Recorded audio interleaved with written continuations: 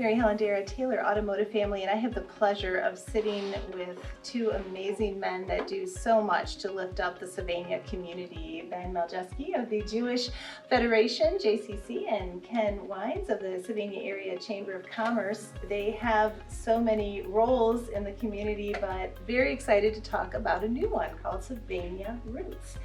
Could you please tell us what that is all about?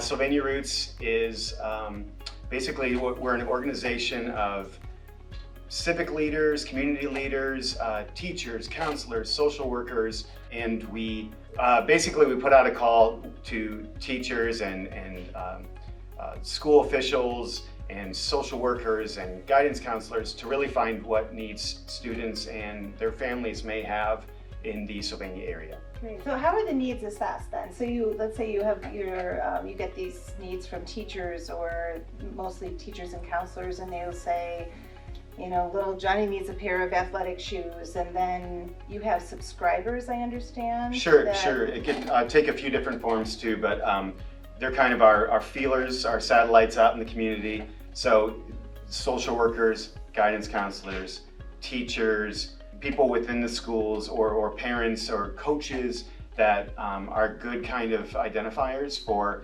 finding out what some of those needs are. We also really want to, we're very protective of the students and their families' identity too, and their privacy. We want to really minimize the stigma of receiving something, so that we want to respect their privacy. But it's so unique because you have a specific need. I've Yes. heard everything from a student getting his car repaired to get to a job, to athletic equipment, to snacks for, and that turnaround time is pretty good, right? I mean.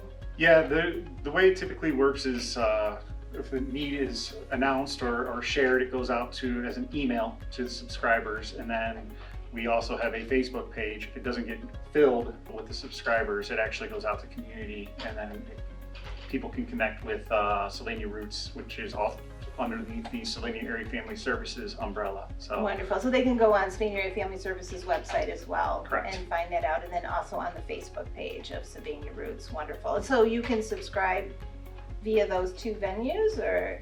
Yes, Sylvania Area Family Services. I would also check out Sylvania Roots on Facebook too. Yeah, and then you can just give your email, and yes, then you'll get in your email a specific need. I think this is such a unique idea of, instead of just, hey, this is a specific need and I could be the one that meets that. I think that's such a great concept. We were kind of joking earlier that it almost makes too much sense.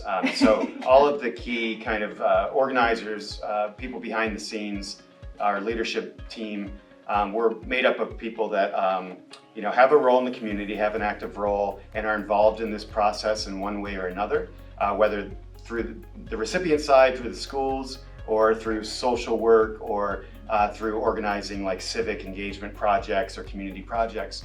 So this really has, we find the need, respectfully find the need, identify that need, and then connect the need to people who want to or can fulfill the need. Wonderful. So it's just a streamlined process. Wonderful. And then, I have the home up north with no Wi-Fi or cell, so I often blissful not to get email.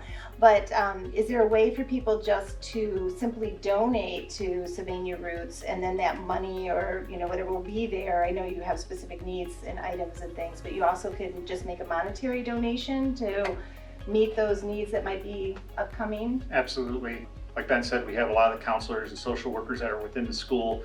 There could just be a general need for some supplies. So that way it's not the responsibility of the counselors or the teachers to go out and buy supplies. So if there needs to be just some deodorant or any sort of toiletries that is needed for students, they can just go out and have that supply on hand, or snacks as well. So it's hard for kids to learn if they're hungry all the time, so they can have some nutritious snacks that are just on hand for them to have at any point in time. And that's actually the cool thing too, is because that's like an ongoing need. So we, throughout the year, so in the beginning of the year, we have projects where we help Sylvania Area Family Services and some of the other social group organizations pack backpacks with school supplies for kids.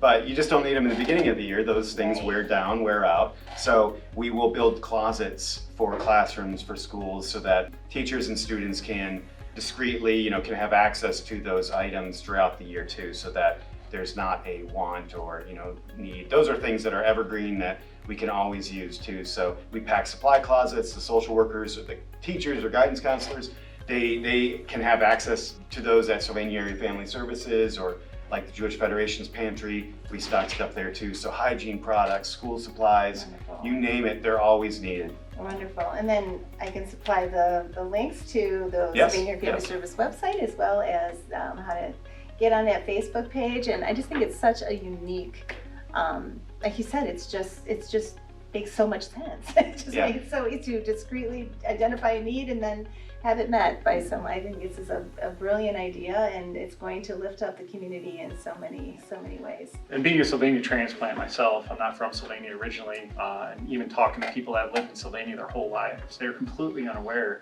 that there's not only one but two food pantries in Sylvania. So even though it's thought of as a very affluent community, which it is, there is still a large portion of our community that is underserved. And that, I think that speaks to every suburb that is in around Toledo as well. Yes, So yes, absolutely. And that's part of like the destigmatizing, like the idea of receiving services or resources.